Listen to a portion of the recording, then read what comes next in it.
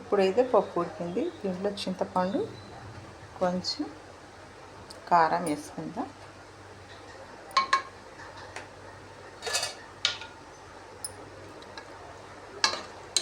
మూత పెట్టేస్తే ఒక 5 నిమిషాలు ఉన్నాక ఇంకా పప్పు మెప్పేసి తాలింపు వేసుకోవటాను.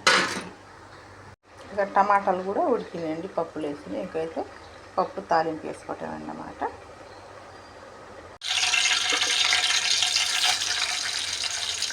తాలింపు అయితే రెడీ అవుతుంది. చిన్నులపాయలు, ఎండుమిర్చి, ఆవాలు, జీలకర్ర మొత్తం అయితే వేసేసి ఒకసారి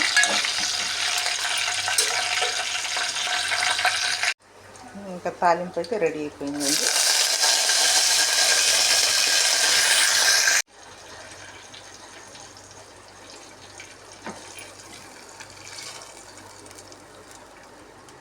ఇలా వేసేస్తానన్నమాట. చాలా బాగుంటుంది ఫ్రెండ్స్, చూసారా.